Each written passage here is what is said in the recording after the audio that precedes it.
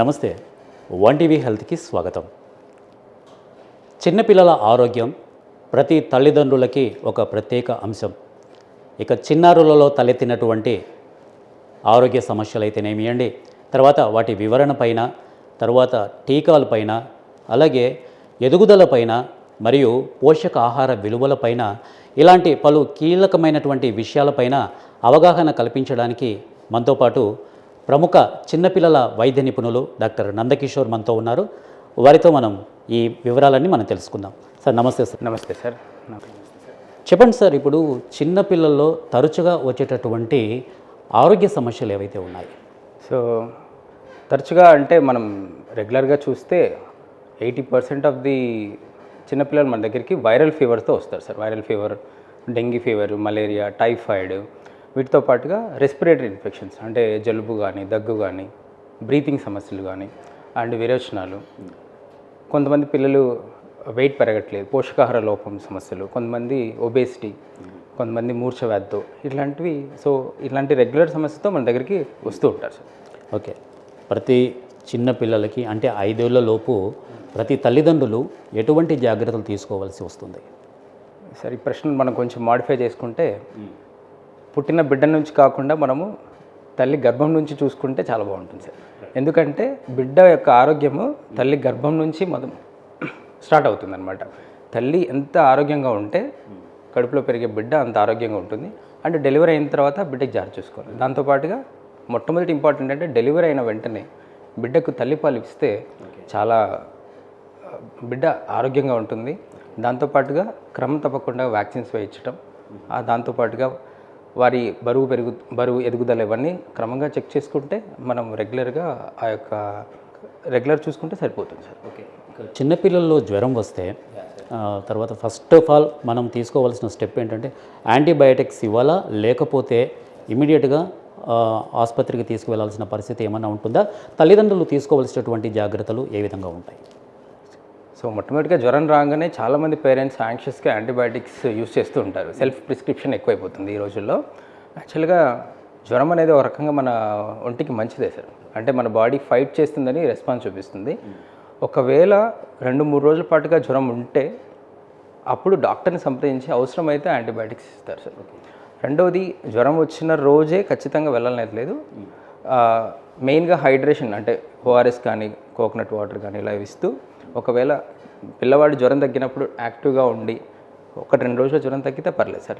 లేని పక్షంలో డెఫినెట్గా మనం హాస్పిటల్కి తీసుకెళ్ళాలి. ఓకే, చిన్నపిల్లలకు తరచుగా ఈ జలుబు, దగ్గు ఇలాంటివి ఏ కారణాల చేత వస్తాయి?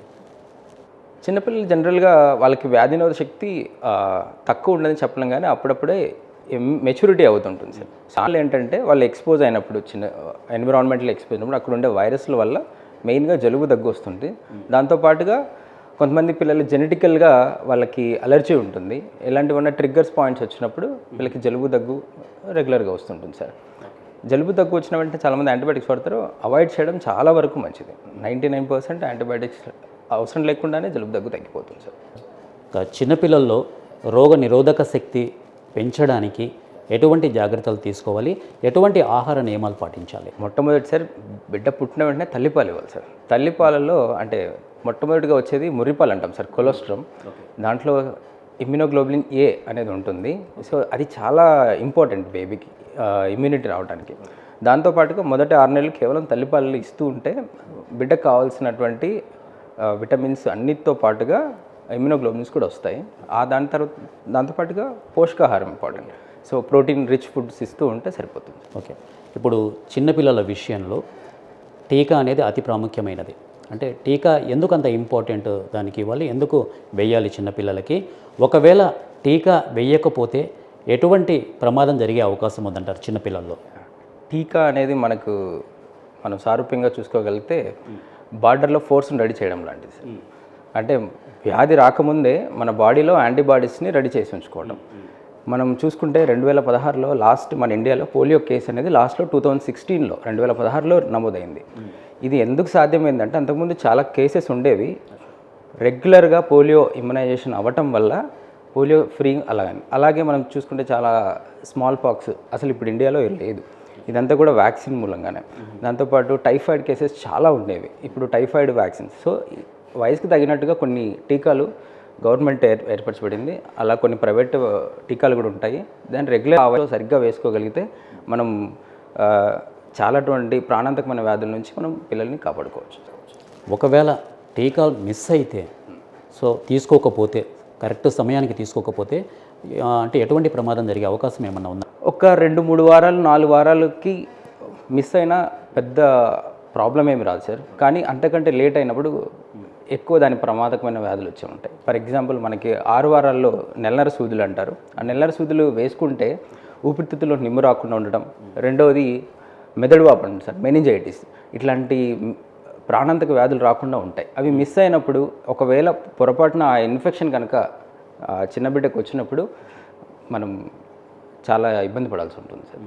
కాబట్టి రెగ్యులర్గా మీకు టైం కేటాయించినటువంటి ఆ టైంలో వ్యాక్సిన్స్ ఖచ్చితంగా వేసుకోండి. ఈవెన్ మన గవర్నమెంట్ కూడా anganwadi, ANM, sub centres, primary health centre, ప్రాథమిక ఆరోగ్య కేంద్రాల్లో వ్యాక్సిన్స్ మనకి వాళ్ళు దగ్గర వచ్చి ఇంటికి వచ్చి మరీ వేస్తున్నారు. కాబట్టి ఖచ్చితంగా వ్యాక్సిన్స్ అనేది, టీకాలు అనేది ఖచ్చితంగా క్రమం తప్పకుండా వేసుకోవాలి. ఇప్పుడు బిడ్డ పుట్టినప్పటి నుంచి అంటే బిడ్డ పుట్టిన తర్వాత ఏ టయానికి వ్యాక్సిన్ అంటే ఈ టీకాలు తీసుకోవాల్సింది?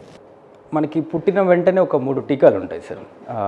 ముద్ర సూది అంటారు, బీసీజీ అంటారు, ఒకటి ఓరల్ పోలియో డ్రాప్స్ అంటారు, హెపటైటిస్ బి. ఈ 3 అనేది మనం పుట్టిన వెంటనే తీసుకోవాలి. దాంతోపాటుగా 1.5 మంత్, నెలన్నర, 2.5 మంత్స్, 3.5 మంత్స్, 9 మంత్స్, 18 మంత్స్, ఈ వయసులో టీకాలు గవర్నమెంట్ మనకు ప్రొవైడ్ చేస్తుంది. ఆ టైంలో క్రమం తప్పకుండా వ్యాక్సిన్స్ వేసుకోవాలి. ఓకే. అలాగే చిన్నపిల్లల్లో ఎదుగుదల అనేది అంటే జరుగుతుందో, అంటే సక్రమంగా ఉందో లేదో తెలియడానికి అంటే ఈ తల్లిదండ్రులు ఏ విధంగా గుర్తించాలి ఈ జబ్బు? మనము గమనించినట్లయితే డెలివరీ అయిన వెంటనే మనకి ప్రతి హాస్పిటల్లో కూడా ఆ బిడ్డ బరువు ఎంతున్నారు, పొడవు ఎంతున్నారు, తల చుక్కలతో ఏందో చూస్తాం. తర్వాత ఎవ్రీ వ్యాక్సినేషన్ విజిట్ అంటే ప్రతి టీకా వేసిన టైంలో ఆ బిడ్డకి ఖచ్చితంగా సేమ్ బరువు, తల చుట్టుకొలత, పొడవు చూడటం, ప్రతి 6 నెలలకు ఒకసారి సేమ్ బరువు, ఇవన్నీ రెగ్యులర్గా మానిటర్ చేసుకుంటూ ఉండడం. దాంతోపాటుగా మనం గమనించినట్లయితే మెడలు నిలబెడతా ఉంటారు, కూర్చోవటం, నడవటం, తర్వాత మాట్లాడటం, తర్వాత అందరినీ చుట్టుపక్కల వాళ్ళని గుర్తుపడుతున్నారా లేదా చూసుకోవటం, దాంతోపాటుగా సోషల్ కమ్యూనికేషన్, మాట్లాడగలుగుతున్నాడా, కొత్త వాళ్ళతో కలవగలుగుతున్నాడు, ఇట్లాంటివన్నీ మనం రెగ్యులర్గా మనకు ఒక డొమైన్స్ ఉంటాయి, 4 టైప్స్ ఆఫ్ డొమైన్స్. వాటిని రెగ్యులర్గా మానిటర్ చేసుకోగలిగితే ఖచ్చితంగా మనం ఎదుగుదలను మనం మానిటర్ చేయొచ్చు. ఓకే. అలాగే చిన్నపిల్లల్లో కూడా ఒక ప్రధానమైనటువంటి సమస్య ఒకటి ఉంది, అది ప్రతి ఒక్క చోట మనకు కనపడుతుంది. అది ఏంటంటే ఇప్పుడు ఆహారం తీసుకుంటారు, కొంతమంది తీసుకోరు. అంటే ఆహారం తీసుకోకపోతే ఇబ్బంది పడాల్సిన పరిస్థితి దాపరిస్తుంది. అలాగే సో ఈ ఆహారం బలవంతంగా తినిపించడం కరెక్టేనంటారు. తల్లిదండ్రులు ఆహారం తీసుకోకపోతే బలవంతంగా తినిపిస్తూ ఉంటారు. అంటే ఇలాంటి డెసిషన్స్ తీసుకోవడం కరెక్టేనంటారు? ఎప్పుడే కానీ మనం బలవంతంగా ఆహారాన్ని పిల్లలకి ఎప్పుడు ఇవ్వకూడదు. అలా బలవంతంగా ఆహారాన్ని ఇచ్చినప్పుడు వారికి దానిపైన ఒక ఇలాంటి విరక్తి లాంటి ఫీలింగ్ వస్తుంది. సో అలా కాకుండా మనం ఏం చేస్తామంటే 9 నెలల బిడ్డ అవ్వంగానే ఫింగర్ ఫుడ్స్ అంటాం సార్.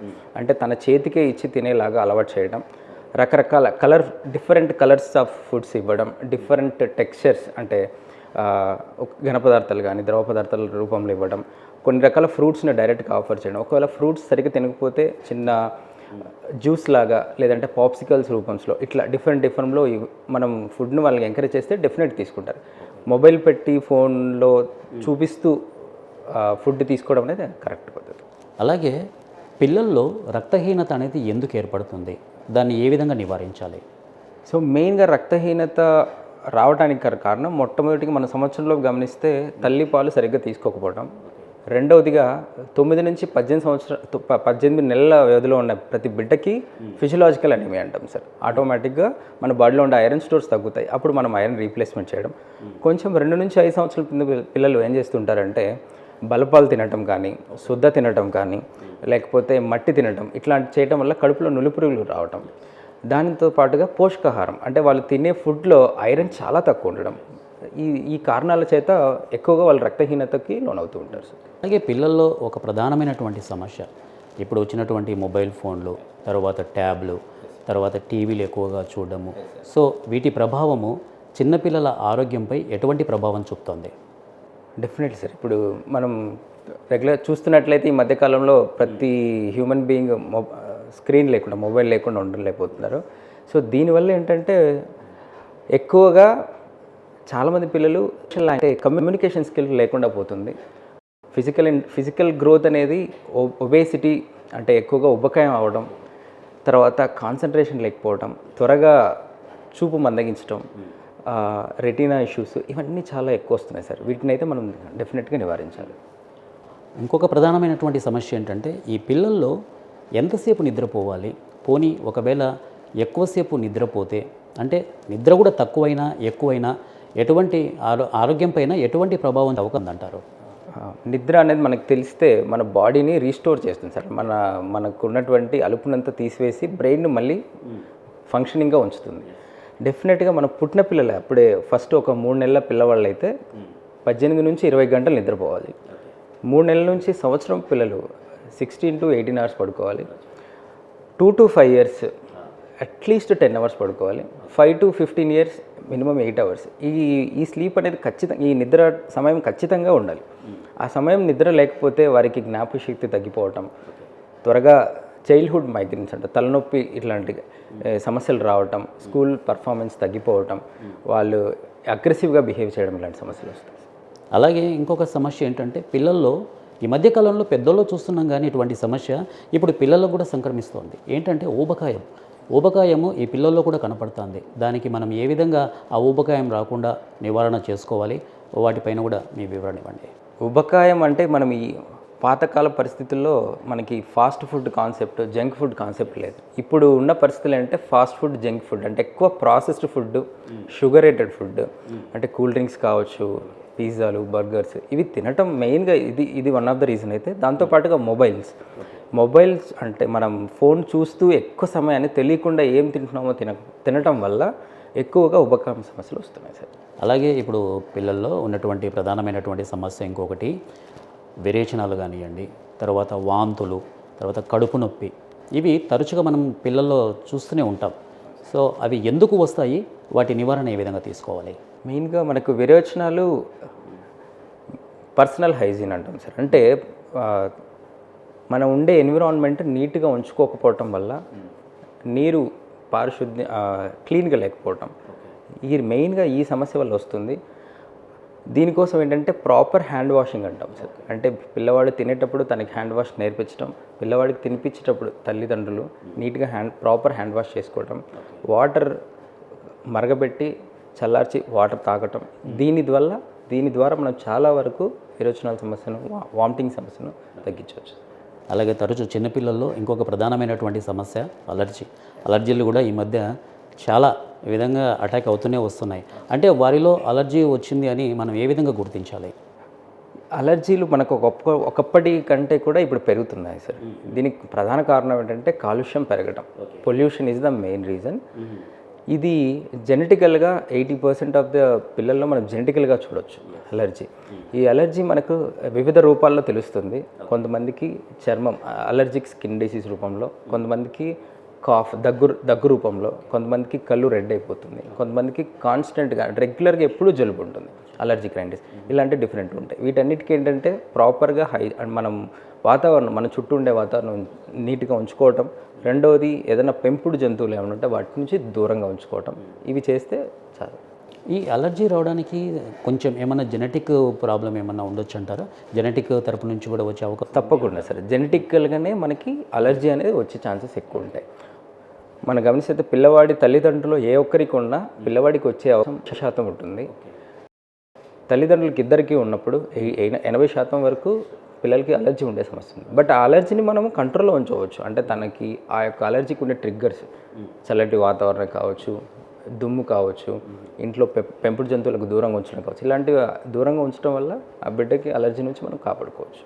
అలాగే తరచుగా ఈ చిన్న పిల్లల్లో ఆస్మా లక్షణాలు కూడా బయటపడుతూ ఉంటాయి. ఆస్మా అనేది అటాక్ అవుతూ ఉంటుంది.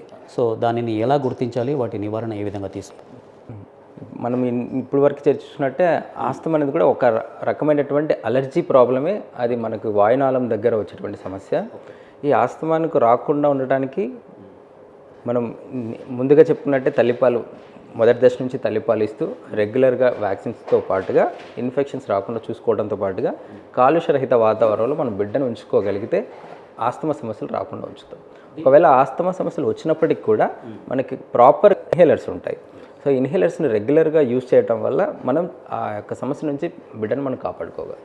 అలాగే దీంట్లో చాలా తీవ్రత అంటే పెద్దవారికి వచ్చేటప్పుడు వాటి ప్రభావం చాలా తీవ్రంగా కనిపిస్తూ ఉంటుంది. అలాగే చిన్నపిల్లల్లో కూడా అంతే ప్రభావం చూపిస్తుందంటారు? తప్పకుండా ఖచ్చితంగా చూపిస్తుంది సార్. ఎందుకంటే చిన్న పిల్లవాడి యొక్క వాయనాళం కానీ ఊపిరితిత్తులు కానీ పెద్దవాళ్ళకంటే కూడా సెన్సిటివ్గా ఉంటాయి. సో త్వరగా ఆ యొక్క ఆస్తమా సమస్యకి లోనవుతాడు. అదేవిధంగా చాలా వరకు సీరియస్గా వెళ్ళే అవకాశం కూడా ఉంటుంది. దీనికి తగినట్టుగా మనం ఇన్ టైమ్లీ అంటే కరెక్ట్గా మనం గుర్తించగలిగి వెంటనే హాస్పిటల్కి తీసుకువెళ్ళగలిగితే ఖచ్చితంగా మనం చాలా వరకు ఆస్తమాను కంట్రోల్లో ఉంచాలి. ఓకే. అలాగే చిన్నపిల్లల్లో ఈ దంత సంరక్షణ అంటే ఏ ఏజ్ నుంచి ఏ ఇయర్ నుంచి మనము ఈ దంత సంరక్షణ చేపట్టాల్సి ఉంటుంది? మన పిల్లల దంతాలు చూస్తే ప్రైమరీ టీత్, సెకండ్ టీత్ అంటారు. పాల దంతాలు, పర్మనెంట్ టీత్ అంటాము. ఈ మనకు పాల దంతాలు 8-9 నెలలు అయినప్పటికీ స్టార్ట్ అయిపోతాయి సార్. 8-9 నెలలు స్టార్ట్ అయినప్పుడే మనం ఒకసారి దంతకు సంబంధించిన డాక్టర్ దగ్గర, డెంటిస్ట్ దగ్గర ఒకసారి వెళ్ళి చూపించుకోవడం, ఇయర్లీ వన్స్ ఒకసారి చూపించుకోవటం చేస్తూ, దాంతోపాటు కొంతమంది పిల్లలకి థైరాయిడ్ సమస్యలు ఉండి ఉంటాయి. వాళ్ళకి దంతాలు రావటం లేట్గా రావటం కానీ, దాంతోపాటు కాల్షియము, విటమిన్ డి తక్కువ ఉన్నప్పుడు కొంచెం దంత సమస్యలు ఎక్కువ రావటం, ఈ మధ్యకాలంలో ఎక్కువ చాక్లెట్స్, చిప్స్, బిస్కెట్స్ ఇవి తింటూ ఉన్నప్పుడు ఈ యొక్క దంత సమస్యలు ఎక్కువ వస్తుంటాయి. దీనికి క్రమం తప్పకుండా ప్రాబ్లం ఉన్నప్పుడు ప్రతి 6 నెలలకు ఒకసారి వెళ్ళటం, ప్రాబ్లం లేకపోయినా సంవత్సరానికి ఒకసారి దంత సమస్యలు మనం చూసుకోగలిగితే సరిపోతుంది. వాటిని అంటే ఆ చిన్నపిల్లల దంతాల సంరక్షణకు తీసుకోవాల్సినటువంటి జాగ్రత్తలు ఏంటి? ఇప్పుడు శుభ్రపరచుకోవడానికి ఎటువంటి కేర్ తీసుకుంటే బాగుంటుందంటారు? మనం ఫస్ట్ 2 సంవత్సరాల పిల్లలకైతే తల్లిదండ్రుల దగ్గరగా పర్యవేక్షణ ఉండి చేతి ద్వారానే మనము శుభ్రం చేసుకోవచ్చు. కొంచెం 4 ఇయర్స్ 5 ఇయర్స్ 4 నుంచి 5 సంవత్సరాల బిడ్డలకైతే స్వతహాగా బ్రష్ కూడా, ఆ బ్రష్ చేసుకోవడం కూడా డైలీ పొద్దున ఒకసారి, పడుకునే ముందు ఒకసారి ఖచ్చితంగా చేసుకోవాలి. సో దీని ద్వారా మనం చాలా వరకు దంత సమస్యలు రాకుండా చూసుకోవచ్చు. దాంతోపాటు ఎప్పుడు ఫుడ్ తీసుకున్న కూడా మనం అన్నం తిన్న తర్వాత బాగా నోట్లో వాటర్ ఉంచగలిగితే చాలా వరకు ఉన్నటువంటి ఫుడ్ పార్టికల్స్ అట్లాంటివి ఇరుక్కోకుండా, ఇన్ఫెక్షన్స్ రాకుండా మనం చూసుకోగలుగుతాం. అలాగే తరచుగా ఇప్పుడు అంటే సీజనల్ వ్యాధులు వేసవి కాలంలో కానివ్వండి, తర్వాత వర్షాకాలంలో కానివ్వండి, శీతాకాలంలో కానివ్వండి, తరచుగా పిల్లలు ఎటువంటి వ్యాధుల నుండి వాడు బారిన పడుతున్నారు. సో సీజనల్ వ్యాధులు అంటారు కదా, అవి ఏ విధంగా వస్తాయి? వాటి నివారణ ఏ విధంగా మనం తీసుకోవాల్సి? మనం సీజనల్గా చూస్తే ఎక్కువగా వర్షాకాలంలో మనం గమనిస్తే ఎక్కువగా వైరల్ ఫీవర్స్ వస్తాయి. ఈ వర్షాకాలంలో ఎక్కువగా నీరు నిలిచి ఉండటం వల్ల దోమలు పెరిగి, ఆ దోమ కాటు వల్ల డెంగ్యూ, మలేరియా, లెప్టోస్పైరోసిస్ ఇలాంటి ఎక్కువగా మనం చూస్తుంటాం. శీతాకాలంలో వాతావరణం చల్లబడడం వల్ల ఆస్తమా సమస్యలు, ఆల్రెడీ ఉన్న ఆస్తమా సమస్యలు కావచ్చు, రెస్పిరేటరీ ఇన్ఫెక్షన్స్ ఎక్కువ రావడం గమనిస్తాం. అదే ఎండాకాలంలో ఎక్కువగా డీహైడ్రేషన్ అంటే మన ఒంటిలో నుంచి నీరు ఎక్కువ శాతం బయటికి పోవటం, సన్ స్ట్రోక్, ఈ హీట్ పైరిక్సీ అంటాం, వేడి వల్ల ఎక్కువగా జ్వరం రావటం, ఇలాంటి సమస్యలు మనం ఎక్కువ గమనించగలుగుతాం. అలాగే పిల్లలు ఇప్పుడు స్కూలుకు వెళ్ళేటప్పుడు కానివ్వండి, బయట ఆడుకోవడానికి వెళ్ళేటప్పుడు కానివ్వండి, అంటే వాళ్ళు ఎటువంటి పోషకాహారాలు తీసుకుంటే వారు చాలా స్ట్రాంగ్గా ఉంటారు అనేది? పోషకాహారం గురించి మనం మాట్లాడుకుంటే పిల్లవాడు ఖచ్చితంగా స్వతహాగా తినేలాగా ఉండాలి. అంటే ఇప్పుడు ఉండే కాలంలో తల్లిదండ్రులు ఇంకా తినిపించడం ఎలా చేస్తుంటారు, అట్లా కాకుండా సెల్ఫ్ ఫుడ్ తనే కలుపుకొని తినేటట్టు ఉండాలి. దాంతోపాటు క్రమం తప్పకుండా రోజులో ఒకసారి మిల్క్, పాలు తాగాలి. రోజు ఒక బాయిల్డ్ ఎగ్ తీసుకోవాలి. దానివల్ల దాంతోపాటుగా నట్స్, మనకి ఉన్నటువంటి డ్రై ఫ్రూట్స్, గోడంబి కానీ జామ్ ఇలాంటివన్నీ తీసుకోవాలి. దాంతోపాటు ఫ్రూట్స్ ఇలా తీసుకున్నప్పుడు మనం కార్బోహైడ్రేట్స్ కానీ, ప్రోటీన్స్ కానీ, ఫ్యాట్స్ కానీ, క్యాలరీస్ కానీ కరెక్ట్ ప్రపోర్షన్లో ఇవ్వగలుగుతాము. అండ్ జంక్ ఫుడ్ అవాయిడ్ చేయాలి. Junk food 100%. కానీ ఇప్పుడున్న పరిస్థితుల్లో పిల్లలు ఎక్కువగా జంక్ ఫుడ్కి అలవాటు పడుతున్నారు. వద్దు అన్న మారం చేసినా కూడా అదే కావాలి, సో జంక్ ఫుడ్డే తింటాము అంటున్నారు. కొంతమంది తల్లిదండ్రులు అయితే వారిస్తున్నారు, కానీ మరికొన్ని చోట్ల ఈ జంక్ ఫుడ్ ప్రభావం అయితే పిల్లల మీద అధిక ప్రభావం చూపిస్తుంది. మరి ఆ జంక్ ఫుడ్ తినడం వల్ల ఎటువంటి ప్రాబ్లమ్స్ వచ్చే అవకాశం ఉందంటారు? జంక్ ఫుడ్ అనేది వెరీ డేంజరస్ అండి. జంక్ ఫుడ్ ఎందుకు ఎక్కువ ఇష్టంగా తింటారంటే దాంట్లో ఫుడ్లో యాడ్ చేసేటువంటి యాడెడ్ సాల్ట్స్ వల్ల, షుగర్స్ వల్ల పిల్లలు పదే తినాలని కోరుకుంటారు. అది ఎక్కువగా తీసుకోవటం వల్ల మెయిన్గా ఒబేసిటీ ఉబకాయం సమస్యలు ఎక్కువ వస్తాయి.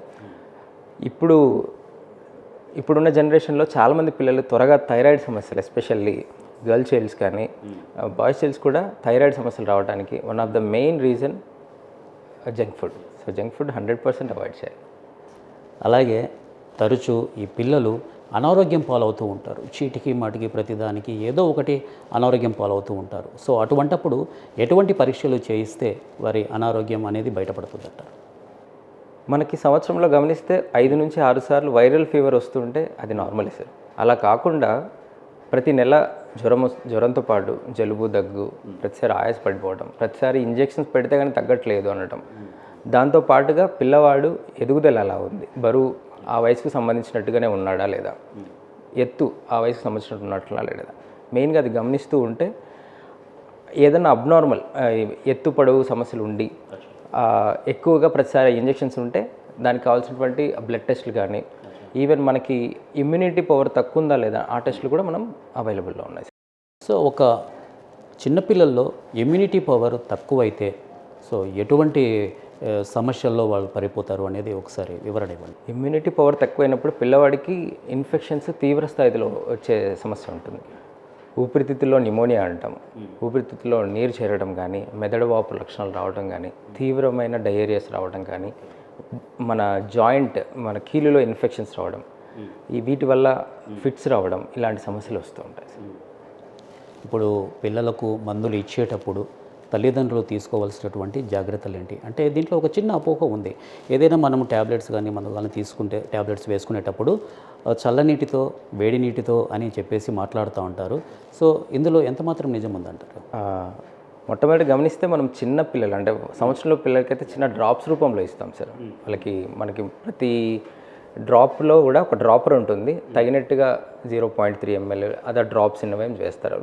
పెద్ద పిల్లలు అయితే సిరప్స్ ఉంటాయి, సిరప్కి క్యాప్స్ ఉంటాయి, మెజరింగ్ క్యాప్స్ ఉంటాయి, 5 ml, 7.5 ml, 2.5 దాని ద్వారా ఇవ్వాలి. పెద్ద పిల్లలకి ట్యాబ్లెట్స్ ఇస్తాం సార్. చల్లటి నీళ్ళ కంటే కూడా గోరువెచ్చని నీళ్ళు ఇవ్వటం చాలా ఉత్తమమైన మార్గం.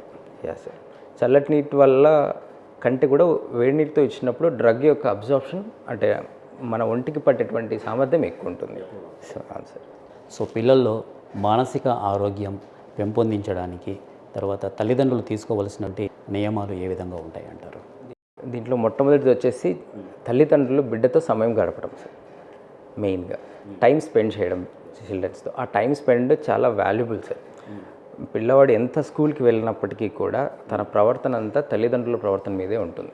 సో తల్లిదండ్రులు వారితో చాలా వరకు టైం స్పెండ్ చేయటం, వాళ్ళతో ఎక్కువగా ఫిజికల్ గేమ్స్ ఆడిపించడం, మొబైల్స్కి దూరంగా ఉంచడం, వెకేషన్స్కి తీసుకెళ్ళటం, ఇలాంటి వాటి వల్ల ఒక మానసిక ఆరోగ్యం అనేది చాలా వరకు మెరుగుపడుతుంది.